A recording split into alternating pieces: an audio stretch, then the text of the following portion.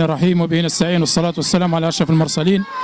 في هذا اليوم الأغر يخرج الشعب الجزائري في مسيرات سلمية رافعا شعار الحرية والحياة لقطاع غزة الذي يعاني اليوم ويلات الاستثمار الإسرائيلي.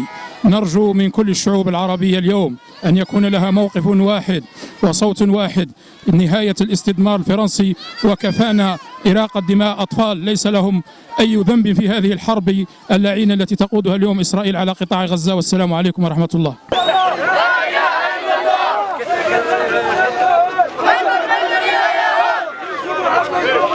جيش محمد سوف يعود.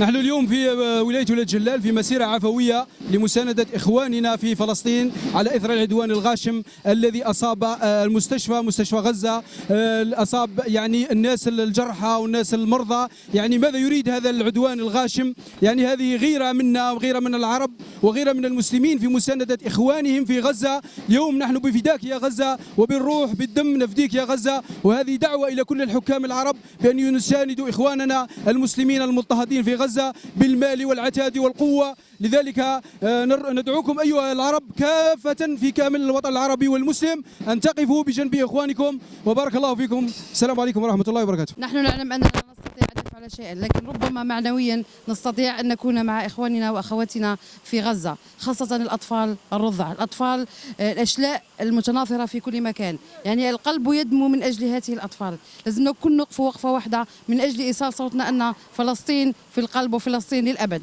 غزة forever. الحمد لله والصلاة والسلام على رسول الله. اليوم جئنا للوقوف في هذه الوقفة وهذه المسيرة لمناصرة أهلنا في غزة إثر العدوان الوحشي البربري الذي يتعرض له من طرف الصهاينة ومن طرف الأمريكيين والفرنسيين.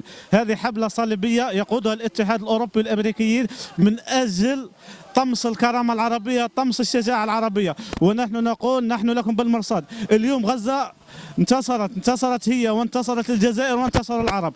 عملية مباغتة للقوات الإسرائيلية أسفرت عن مقتل 1400. هذه الشيء لا نتوقعه. جميع الجيوش العربية لخط معركة 1967 عجزوا عن تحقيق الانتصار. انسى القوات الغربيه والقصف الجوي. الى متى ونحن نخشى القصف الجوي وهذا سلاح الجو الغربي من طرف الامريكيين؟ بامكاننا ان ننتصر، بامكاننا ان نصمد.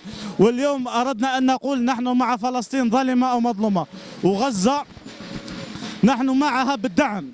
على العرب ألا يخشوا من دعم المقاومة، على العرب ألا يخشوا من دعم فلسطين. علينا أن نتحد، علينا أن نقف مع بعضنا البعض، علينا أن ننشر الوعي. لازم الأطفال يعرفوا شنو قضية فلسطينية.